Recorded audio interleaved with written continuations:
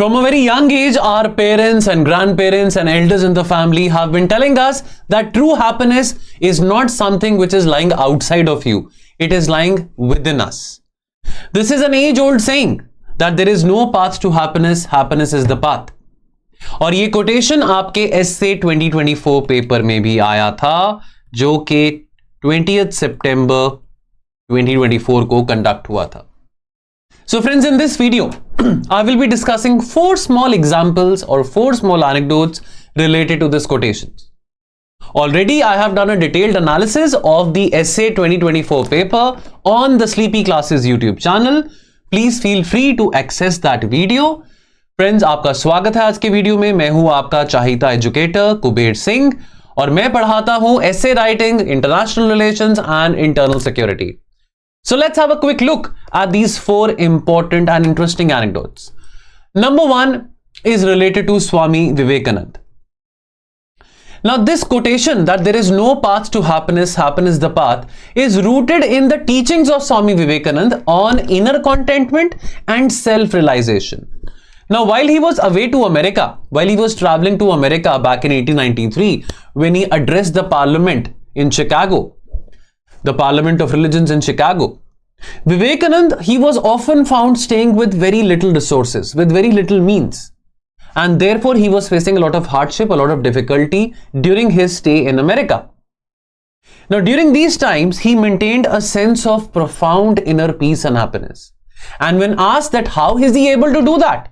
How is he able to remain so calm and joyful despite facing big difficulties? He would end up explaining that, look, happiness is not something which is materialistic.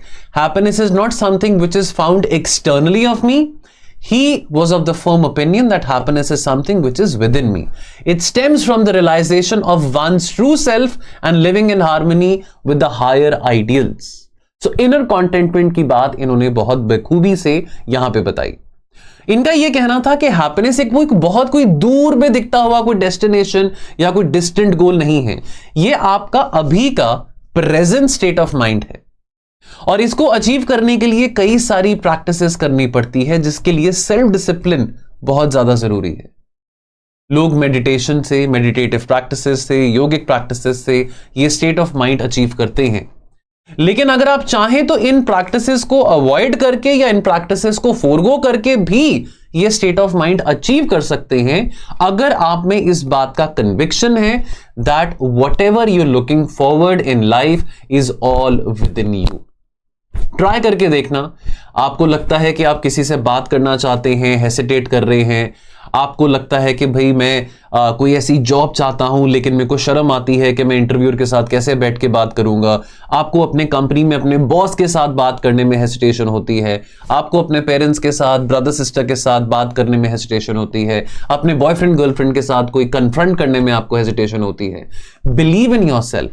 Believe करिए कि वो particular conversation या वो particular जो चीज आपको खुशी देती है किसी पर्टिकुलर व्यक्ति से बात करके, बिलीव इट कि वो आप कर चुके हो. बिलीव इट कि वो आप ऑलरेडी अपने माइंड में ऑलरेडी वो कन्वर्सेशन कर चुके हो. एंड बिलीव मी, उस कॉन्फिडेंस के साथ जब आप आगे जाएंगे तो वो कन्वर्सेशन, वो डिफिकल्ट कन्वर्सेशन जो कि आपको शायद बहुत खुशी देगी, जब आप वो कन्वर्सेशन करेंगे तो वो कन्वर्सेशन ऑलरेडी आपने अपने माइंड में अगर करी हुई है तो वो चीज रियल लाइफ में भी आपको मैनिफेस्ट करके दिखेगी. हमको एल्डर्स भी कहते रहते हैं, हमारे एल्डर्स भी हमको कहते रहते हैं. आपने घर में आपके जो नाना नानी है, दादा दादी हैं, वो बचपन से आपको कहते होंगे कि बेटा भगवान आपके अंदर है. किसी मंदिर, गुरुद्वारे, मस्जिद या किसी मूर्ति में नहीं, लेकिन हमारे अंदर है.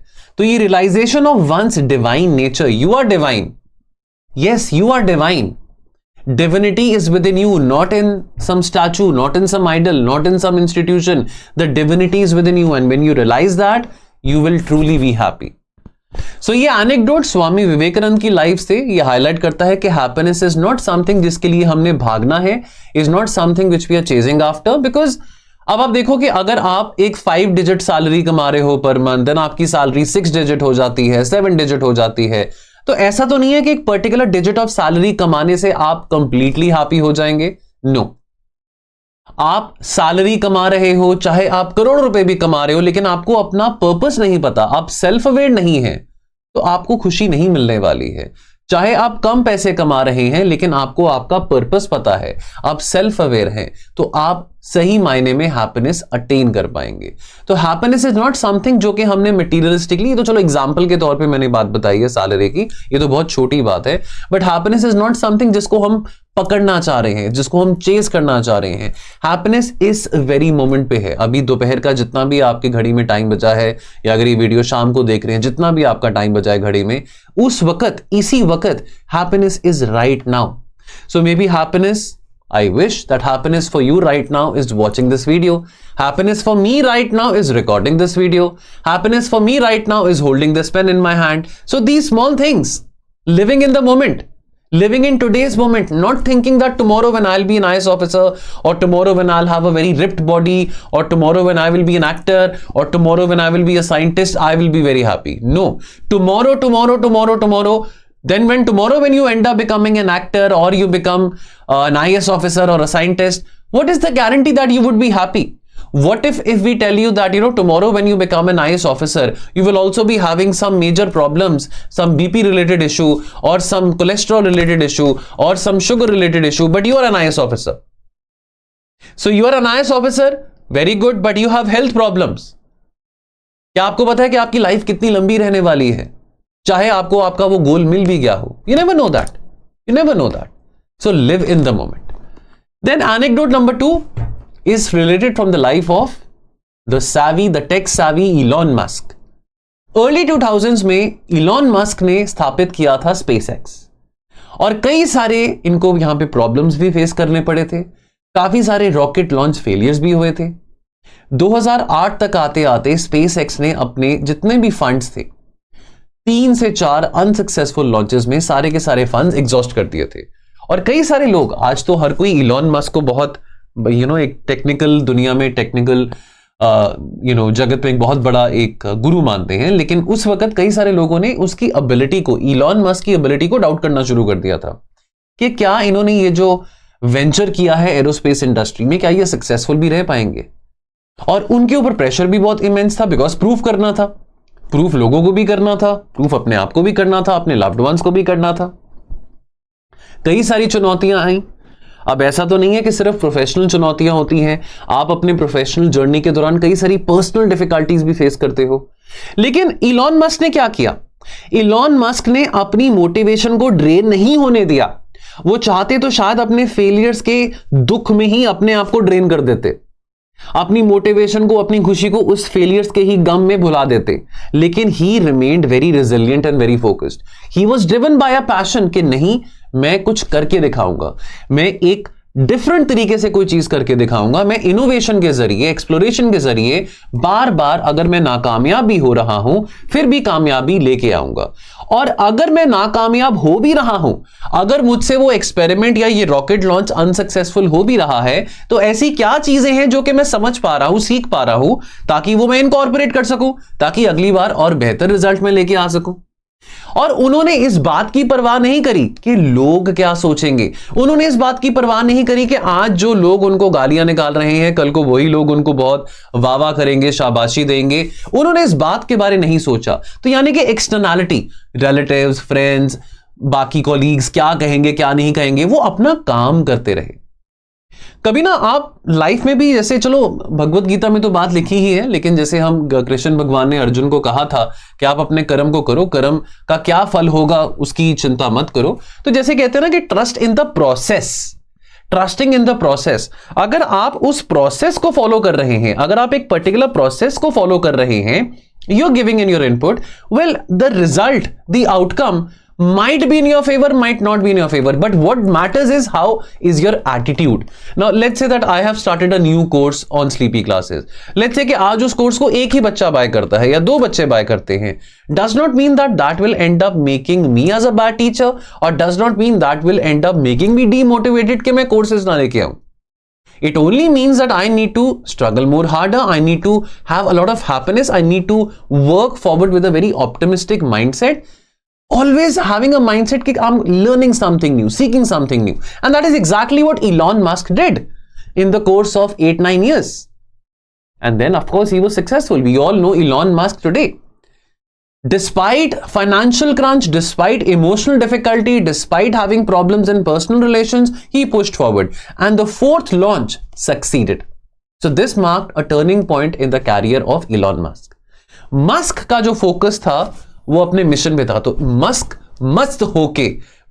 मस्त होके अपने मिशन पे फोकस कर रहे थे और उन्होंने कोई हैप्पीनेस को परस्यू करने के चक्कर में ये नहीं सोचा कि अगर ये चौथी बार मिशन सक्सेसफुल होगा तो ही मैं खुश होऊंगा, अगर वो नहीं भी सक्सेसफुल होता मिशन तो भी वो खुश रहते, तो वो शायद 5वीं बार ट्राई करते. लेकिन what kept him going was his passions and his persistence. That what kept him going on. तो उनका जो जॉय था, that was not from the destination of the journey. His joy was from the journey itself. The constant innovation and progress rather than waiting for external success to bring him happiness. So ये demonstrate करता है कि happiness is found in the pursuit of meaningful work and purpose, not in the end result. Then example number 3 is the Amul story. 1940s में dairy farmers in Gujarat, they were facing exploitation by middlemen because they had no control over the prices of their milk. Some years afterwards, under the leadership of Tribhuvan Das Patel and later Verghese Kurien, एक cooperative society, farmers ने एक cooperative society बनाई, farmers of Gujarat ने cooperative society बनाई जिसको आगे जाके नाम दिया गया अमूल. अब जो शुरुआती स्टेज थे इस कोऑपरेटिव सोसाइटी के, इसमें कई सारे चैलेंजेस थे. प्रॉपर इंफ्रास्ट्रक्चर नहीं था, सरकार की तरफ से सपोर्ट नहीं मिल रहा था. इनिशियली बहुत सारे फार्मर्स रेजिस्ट कर रहे थे कि हम ये कोऑपरेटिव सोसाइटी में क्यों आए, हमको इससे क्या बेनिफिट मिलने वाला है, क्या फायदा मिलने वाला है. लेकिन इन स्ट्रगल्स के बावजूद भी जो लीडर्स थे अमूल सोसाइटी के, इन्होंने फोकस किया कि हम एक सस्टेनेबल और सेल्फ सफिशिएंट मॉडल बनाएंगे जो कि सभी फार्मर्स को एम्पावर करेगा और इस हद तक एम्पावर करेगा कि उनकी जो रोजी रोटी है, उनका जो रोजगार है, जो पैसे कमाने का जरिया है, वो भी 2 गुना 3 गुना 4 गुना हो. लेकिन ये लालच कि केवल हमने मुनाफा कमाना है, ये सिर्फ इकलौता कारण नहीं था अमूल की सक्सेस का. अमूल की कोऑपरेटिव सोसाइटी को खुशी, हैप्पीनेस मिलती रही अपने छोटे छोटे डेली एफर्ट्स में, कि कैसे उनके जो डेली एफर्ट्स हैं वो डे टू डे बेसिस में रूरल कम्युनिटीज को कैसे ऊपर उठा सकते हैं. और छोटे छोटे स्टेप्स लेके ही इंक्रीमेंटल प्रोग्रेस होता है. तो ये जो कोऑपरेटिव सोसाइटी का काम था, आगे जाके हमने इस बात के बारे पढ़ा है, व्हाइट रेवोल्यूशन के बारे इकोनॉमिक्स में पढ़ा है. अमूल एक आज बहुत बड़ा ब्रांड है. इस कोऑपरेटिव सोसाइटी के काम ने इकोनॉमिक स्टेबिलिटी तो दी ही दी लाखों किसानों को, लेकिन इंडिया को ट्रांसफॉर्म कर दिया into one of the largest milk producers in the world. तो यानी कि ये जो कोशिश थी अमूल सोसाइटी की वॉज नॉट ओनली कि भाई हमने पैसा कमाना है, एक ऐसा मॉडल सोचा, एक ऐसा सस्टेनेबल मॉडल सोचा जो कि आगे जाके लाखों किसानों को एम्पावर कर सकता है. और देखते ही देखते भारत का जो रिकॉर्ड था, दूध का उत्पादन जो था भारत में, वो कितना ज्यादा बढ़ गया. तो ये एनेक्डोट बताता है कि happiness for those involved in this cooperative was not found in the instant success, but in the process. Trust in the process of empowering people and creating positive change. तो ये happiness I from the journey of working towards economic self sufficiency and social upliftment, which demonstrated that the path itself is the source of fulfillment. And last anecdote जो आपके साथ मैं discuss करूंगा, वैसे तो कई सारे एग्जांपल्स हैं लेकिन यहां पे मैंने 4 एग्जांपल्स डिस्कस करना ठीक सोचा ये छोटे से YouTube वीडियो में. लाइनक्स सॉफ्टवेयर की बात करें, ओपन सोर्स सॉफ्टवेयर है. तो लाइनस टॉरवल्ड्स जो कि क्रिएटर थे लाइनक्स के, इन्होंने ये प्रोजेक्ट इस करके नहीं शुरू किया था कि वो एक बिलियनियर अरबपति बनना चाहते थे या कोई बहुत बड़ा वो एम्पायर बनाना चाहते थे. 1991 में लाइनस टॉरवल्ड्स ने लाइनक्स सॉफ्टवेयर को डेवलप करना शुरू किया अपने फ्री टाइम में एज अ पर्सनल हॉबी, क्योंकि उनको मजा आता था कुछ इनोवेटिव तरीके से काम करना, कुछ ऐसा सिस्टम बनाना जो कि एग्जिस्टिंग सिस्टम्स को इंप्रूव कर सके. और उस वक्त डिजिटाइजेशन तो था नहीं, मैं आज से 30-35 साल पुरानी बात कर रहा हूं. इतना डिजिटल इकोसिस्टम थ्राइविंग तो नहीं था जितना अभी है.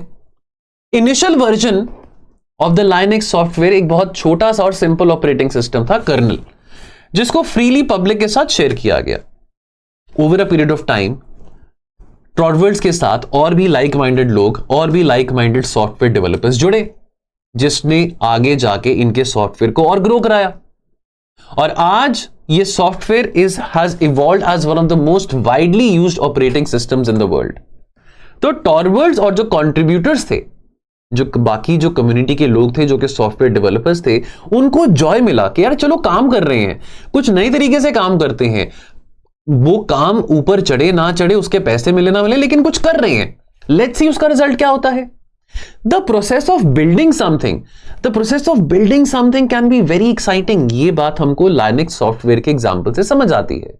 उनका happiness was not from the end result. अब ये वीडियो मैंने बनाया है, अब इस वीडियो को चाहे 100 लोग देखें, चाहे 10 लोग देखें, चाहे 1000 लोग देखें, चाहे लाखों लोग देखें, लेकिन जिस उत्साह के साथ, जिस जोश के साथ मैं ये वीडियो बना रहा हूं, it is not dependent upon कितने लोग इस वीडियो को देखने वाले हैं या कितना वायरल ये वीडियो होने वाला है। It can be a very ordinary video.